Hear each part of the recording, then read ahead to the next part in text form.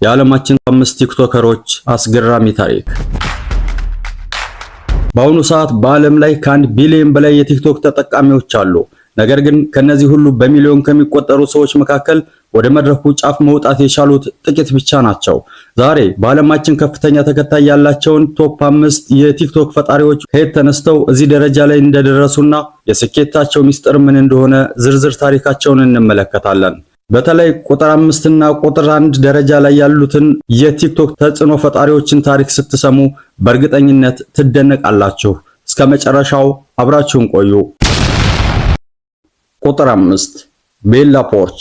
ቤላ ፖርች ትውልደ ፊሊፒንስ ስትሆን በኋላ ላይ አሜሪካ ያደገች የቀድሞ የአሜሪካ ባህል ኃይል ወይም ዩኤስ ኔቪ አባል ናት። ይህች የቲክቶክ ንግስት በ2020 ኤፕሪል ላይ ነው ቲክቶክ መጠቀም የጀመረችው። መጀመሪያ ላይ ስለ ጌሚንግ እና ስለ ወታደራዊ ህይወቷ አጫጭር ቪዲዮዎችን እየሰራች ትለቅ ነበር።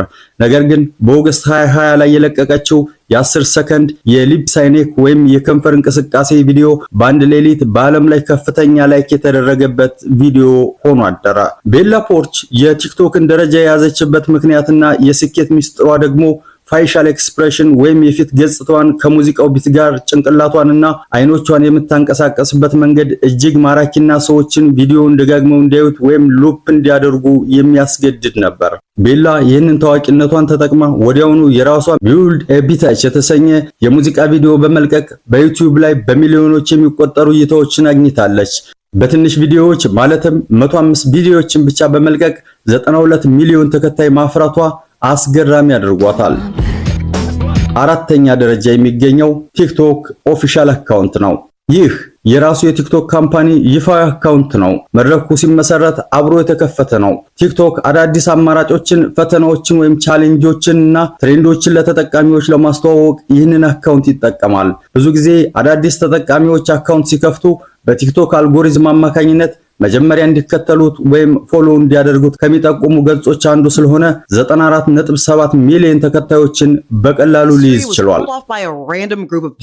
በቲክቶክ 3ኛ ደረጃ ላይ የሚገኘው ሚስተር ቢስት ወይም ጄሚ ዶናልድሰን ነው። ጄሚ ዶናልድሰን የዓለማችን ዝነኛ የዩቲዩብ ይዘት ፈጣሪ ወይም ኮንቴንት ክሬተር ነው። ሚስተር ቢስት ዝናውን የጀመረው በዩቲዩብ ቢሆንም የቲክቶክን እድገት ቀድሞ በመረዳት ወደ ቲክቶክ መድረክ ተቀላቀለ።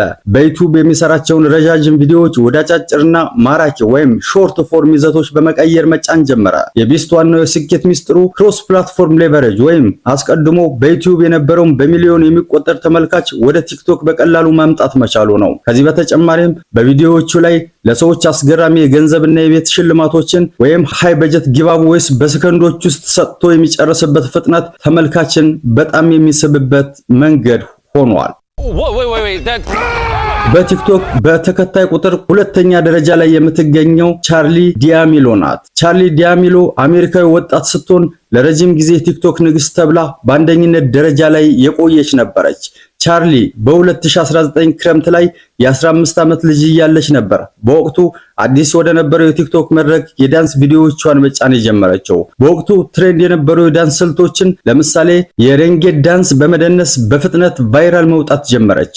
ቻርሊ ቲክቶክ እንደዛሬው ቢሊዮን አባላት ሳይኖሩት ገና ዳዴ በማለት ላይ ያለ መቀላቀሏና አዳዲስ ዳንሶችን የሚፈልግ ትውልድ በበዛበት ወቅት መግባቷ ትልቅ እድል ሆኗታል። በተጨማሪም ቪዲዮዎቿ እጅግ በጣም ቀላል፣ በቤት ውስጥ የሚሰሩና ማንም ሰው ሊደጋግማቸው የሚችላቸው መሆናቸው ተከታዮቿን አብዝቶላታል። 12.2 ቢሊዮን ላይክ በማግኘት በበይነ መረቡ ላይ ከፍተኛ ተሳትፎ ካላቸው ሰዎችም ቀዳሚዋ ናት። በቲክቶክ በአጭር ጊዜ በተከታይ ቁጥር 1 ላይ የሚገኘው ካቢላሜ ነው። ካቢላሜ በጣሊያን የሚኖር ሴኔጋላዊ ወጣት ነው። ካቤ ቲክቶክን የጀመረበት ሁኔታ እጅግ አስገራሚ ነው። በ2020 የኮቪድ ወረርሽኝ ወቅት ካቤ በጣሊያን ባንድ ፋብሪካ ውስጥ ይሰራ የነበረውን ስራ ተቋረጠበት። ስራ ፈቶ ቤት በነበረበት ወቅት አባቱ ሌላ ስራ እንዲፈልግ ቢመክረውም እሱ ግን ክፍሉ ውስጥ ሆኖ የቲክቶክ ቪዲዮዎችን መስራት ጀመረ።